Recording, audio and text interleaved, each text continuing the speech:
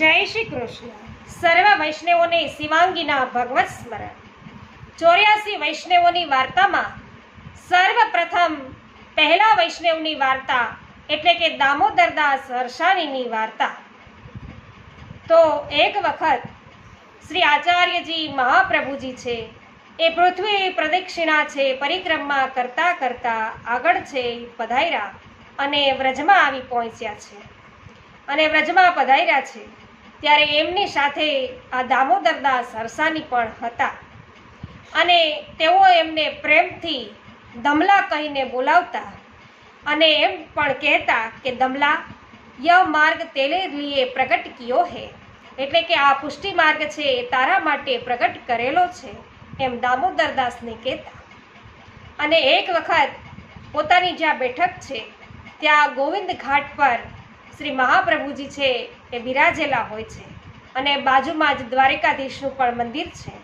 અને ત્યાં છોકરના વૃક્ષ આગળ એક ચોતરો છે અને ત્યાંથી મહાપ્રભુજી બિરાજે છે. અને તેઓને ચિંતા થવા લાગે છે કે શ્રી પ્રભુએ ઠાકોરજીએ એવી આજ્ઞા તો કરી છે કે તમે જીવોનું બ્રહ્મ સંબંધ કરાવો. જીવનું બ્રહ્મ સંબંધ કરાવવાની ઠાકોરજી આજ્ઞા તો કરી, પણ જીવ તો દોષોથી ભરેલા છે.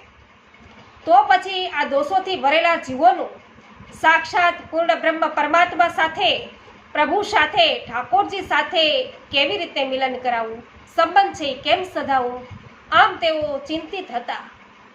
અને એવામાં એમને જરા જરા ઝૂકવું આવવા લાગ્યું કે તે જ સમયે ઠાકોરજી છે એ સાક્ષાત ત્યાં પ્રગટ થયા અને મહાપ્રભુજીને જગાવીને પૂછે છે કે તમે ચિંતિત શા માટે છો? ત્યારે શ્રી વલ્લભ છે શ્રી મહાપ્રભુજી કહે છે કે પ્રભુ, આપે તો એવી આજ્ઞા કરી છે કે તમે જીવનો છે બ્રહ્મ સંબંધ કરાવો, મારી સાથે સંબંધ છે જોડો, પણ આ જીવ તો દોષોથી ભરેલો છે. તો પછી આ દોષોથી ભરેલા જીવો છે એમનું સંબંધ આપની સાથે કઈ પ્રકારે કરાવો? ત્યારે ઠાકોરજી કહે છે કે તમે જે જીવોને બ્રહ્મ સંબંધ કરાવશો ને એ જીવોને સેવાની અંદર બાધક થતા બધા જ પ્રકારના દોષો છે એ દોષો છે એનું નિવારણ થઈ જશે અને તેઓ મારી સેવા કરવા લાયક થશે અને હું એમનો અંગીકાર અવશ્ય કરીશ. એટલે માટે જીવનો તમે બ્રહ્મ સંબંધ અવશ્ય કરાવો. અને આ પ્રકારે પ્રભુ છે એ શ્રી મહાપ્રભુજીને ચિંતા મુક્ત કરે છે કે અવશ્ય જીવનો બ્રહ્મ સંબંધ કરાવો. અને આ જ્યારે પ્રભુ છે એ પ્રગટ થયા અને આજ્ઞા કરી એ દિવસે જે પવિત્ર બારસ હોય એના આગલા દિવસનો શ્રાવણ શ્યામલે પક્ષે એટલે શ્રાવણ મહિનાની 11નો દિવસ હોય અને પ્રભુ જે કાંઈ વધ્યા છે એ અક્ષરઃ સ પ્રભુ છે 16 ગ્રંથ છે શ્રી વલ્લભ છે 16 ગ્રંથની રચના કરે છે. તેમાં છે એ સુંદર રીતે આલેખન બધું કરે છે. શ્રાવણ શ્યામલે પક્ષે એકાદશ્યામ મહાનિશી સાક્ષાત ભગવદા પ્રોક્તમ તદક્ષરસ ઉચ્ચતે. આમ પ્રભુએ સુંદર રીતે શ્રી વલ્લભે જે પ્રભુએ કહ્યું છે એ 16 ગ્રંથના ચતુશ્લોકી શ્રાવણ શ્યામલે પક્ષે એ પ્રકારના ગ્રંથની અંદર છે દર્શાવ્યું છે. અને ત્યારે પ્રભુ પધાર્યા છે તો પોતે સિદ્ધ કરેલું જે સૂતરનું પવિત્ર હતું એ પ્રભુને અંગીકાર કરાયું છે. મિશ્રી ભોગ પણ ધર્યો છે અને બીજે દિવસે પવિત્ર બારસ હોય છે. અને દામોદરદાસને તેઓ પૂછે છે કે દમલા, તે કાંઈ સાંભળ્યું? ત્યારે દામોદરદાસ હરસાણી કહે છે કે કૃપાનાથ, સાંભળ્યું તો ખરા પણ સમજ્યો નથી. અને ત્યારે મહાપ્રભુજી છે એ બધું સમજાવે છે અને કહે છે કે શ્રી ઠાકોરજીએ આજ્ઞા કરી છે કે જીવોનું બ્રહ્મ સંબંધ અવશ્ય કરાવવું અને બ્રહ્મ સંબંધથી બધા પ્રકારના જે દોષો હોય એ નિવૃત્ત થશે અને તે પ્રભુની સેવા છે કરવા લાયક થશે. પ્રભુ છે એમનો સ્વીકાર કરશે, પ્રભુ આ જીવનો અંગીકાર કરશે એમ કહ્યું છે. અને સર્વપ્રથમ બ્રહ્મ સંબંધ છે એ દામોદરદાસને મહાપ્રભુજીએ આપ્યું છે. તો મહાપ્રભુજીએ એ વખતે એ પણ માંગી લીધું હતું કે દામોદરદાસની દેહ છે એ મારી પહેલાં ન છૂટે કારણ કે દામોદર દાસના હૃદયની અંદર જે પુષ્ટિ માર્ગને સિદ્ધાંત પ્રણાલી છે, જે રહસ્ય છે, એ હૃદયારૂઢ થયેલું હતું. માર્ગનો કોઈ પણ રહસ્ય છે એ દામોદર દાસથી છૂપું ન હતું. અને દામોદર દાસ છે એ મહાપ્રભુજીની અનુપસ્થિતિમાં પણ તેમના પુત્રોને સુંદર રીતે માર્ગદર્શક આપી શકે એટલા માટે પ્રભુએ, શ્રી મહાપ્રભુજીએ આ વચન છે એ માંગેલું. અને એક વખતે દામોદર દાસને ગુસાઈજી છે એ પૂછે છે કે તમે મહાપ્રભુજીને શું કરીને જાણો છો? ત્યારે દામોદર દાસ છે એ એમ કહે છે કે અમે જગતમાં બધાથીને મોટા કરીને, કે જેને બધા જગદીશ કહે છે, જેને બધા ઈશ્વર કહે છે, એ જેને કોઈ ઠાકોરજી કહે છે, એનાથી પણ અધિક અમે શ્રી મહાપ્રભુજીને જાણીએ છીએ. ત્યારે ગુસાઈજી કે એમ કેમ? ઠાકોરજી તો મોટા છે. ત્યારે કહે છે કે કૃપાનાથ, દાન મોટું કે દાતા મોટા? જેની પાસે ઘણું બધું ધન હોય તો એ આપણા કામનું શું? એ તો જેનું દાન કરે એ કામનું. તો એ છે કહેવાનો અર્થ એમ છે કે સર્વસ્વ શ્રી મહાપ્રભુજીનું તો ઠાકોરજી છે, શ્રીજી બાવા છે. અને શ્રીજી બાવાનું દાન છે આવા ભક્તજનોને કર્યું છે, તો પછી મહાપ્રભુજી જ મોટા થયા ને. એટલે તો કહ્યું કે ગુરુ ગોવિંદ દો ખડે કિસકો લાગુ પાય. આમ સુંદર રીતે સમજાવ્યું છે કે મહાપ્રભુજીએ પોતાનું સર્વસ્વ એવા ઠાકોરજીનું દાન છે એ પુષ્ટિ જીવીઓને કર્યું છે. અને એટલે દામોદર દાસ છે એ દાતા જે થયા છે એ શ્રી મહાપ્રભુજીને સર્વથી મોટા જગતમાં જાણે છે. અને આ જ પ્રકારે એક વખત ગુસાઈજી છે એ પોતાની બેઠકમાં હોય છે અને આસપાસની અંદર બીજા બધા વૈષ્ણવો, તેમના સખા બધા હોય છે અને બધા મજાક મસ્કરી કરતા હોય છે, આનંદ પણ કરે છે. અને એ સમયે દામોદર દાસ છે એ આવે છે અને દામોદર પધારી ગુસાઈજીને દંડવત પ્રણામ કરે છે અને પછી કહે છે ગુસાઈજીને એકાંતમાં કે આપણો માર્ગ તો એ આ હસી મજાક કરવાનો માર્ગ નથી, એ તો ખૂબ જ ગૂઢ એનું રહસ્ય છે અને અતિ કલેશાતુરનો આ માર્ગ છે. ત્યારે ગુસાઈજી કહે છે કે ધન્ય છે તમને દામોદર દાસજી, પણ જ્યારે શ્રી ઠાકોરજીની, શ્રી મહાપ્રભુજીની કૃપા અમારા પર પણ થશે ત્યારે ખરેખર કલેશાતુર અમને પણ થશે. અને માર્ગમાં જે પ્રવૃત્તિઓ છે એ તો શ્રી મહાપ્રભુજીની કૃપા વિના હોઈ શકે જ નહીં. જ્યારે એમની કૃપા વરસશે ત્યારે અવશ્ય તાપ કલેશ છે એ થશે. અને ખરેખર માર્ગ પુષ્ટિ માર્ગ છે એ તાપ કલેશનો માર્ગ છે. આમ દામોદર દાસ છે એ બધા જ ને સુંદર રીતે માર્ગદર્શન છે પુષ્ટિ માર્ગનું પૂરું પાડે છે. અને એટલે જ મહાપ્રભુજીએ પ્રભુ પાસેથી એવું વચન લીધું હતું કે દામોદર દાસની દેહ છે એ મારી પહેલાં ના છૂટે.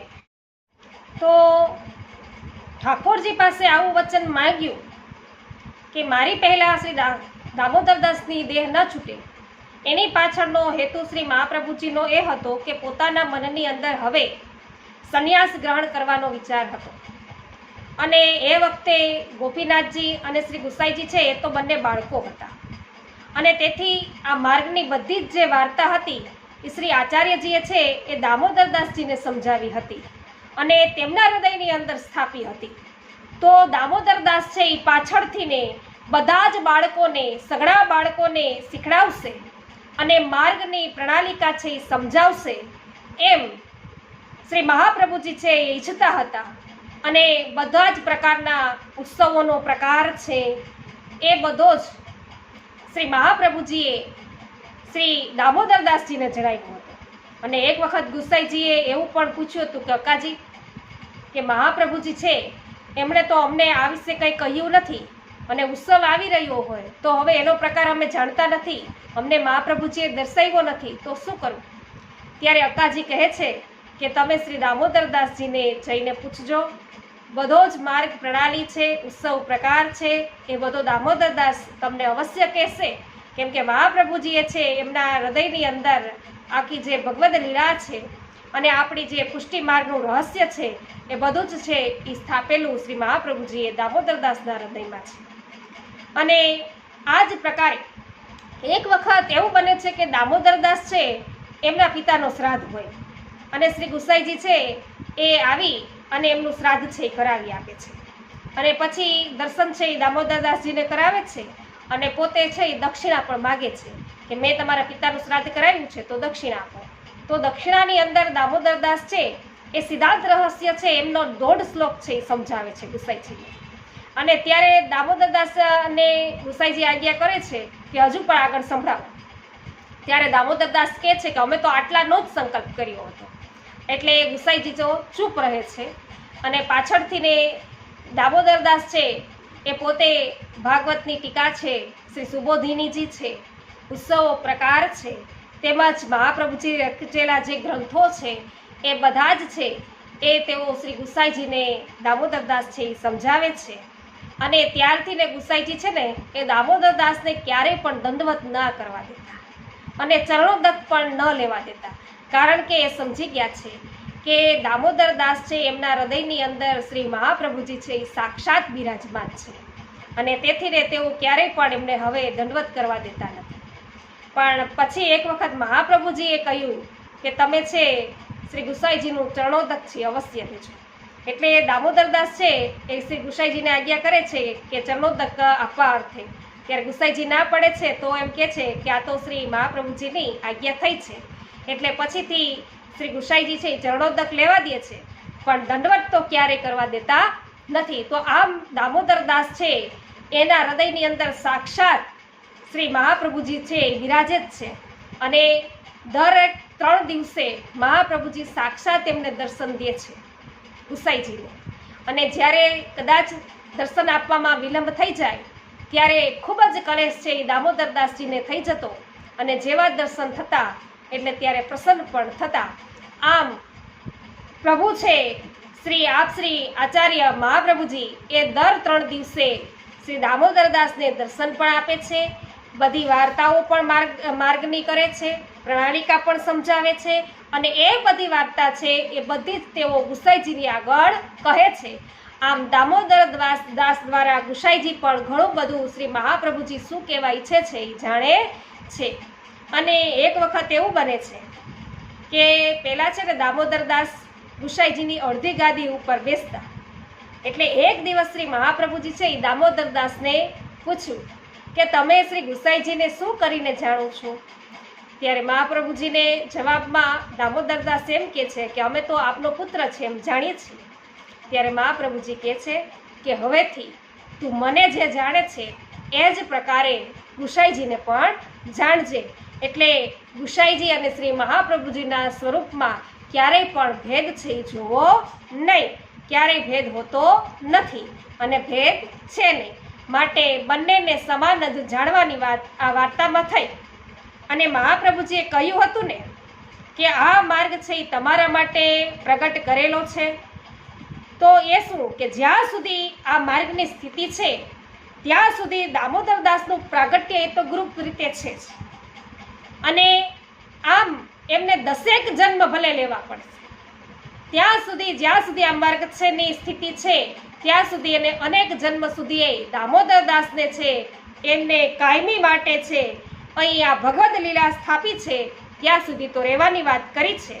આમ દામોદરદાસની સ્થિતિ છે એ ગુપ્ત રીતે માર્ગનું રહસ્ય જાણવા માટે રાખી છે અને તેથી દામોદરદાસજી છે એ શ્રી આચાર્યજીના આવા કૃપાપાત્ર અને પરમ ભગવદીય એવા વૈષ્ણવ હતા. અને તેમની વાર્તા તો ક્યાં સુધી કેવી વૈષ્ણવો, એમની વાર્તાનો તો પાર નથી. બોલો શ્રી વલ્લભાધીશ કી જય. વૈષ્ણવો, આ વાર્તા તમને પસંદ પડી હોય તો અવશ્ય લાઈક કરજો, કોમેન્ટ કરજો અને શેર કરવાનું ભૂલશો નહીં. અને જો તમારે એક પછી એક વૈષ્ણવોની વાર્તા સાંભળવી હોય તો અવશ્ય ચેનલને સબસ્ક્રાઈબ કરી લેજો. આ પહેલા વૈષ્ણવની વાર્તા છે. હવે પછી એક બધા જ વૈષ્ણવો જે 84 વૈષ્ણવો થયા એની વાર્તા તમને જાણવા અને સાંભળવા મળશે.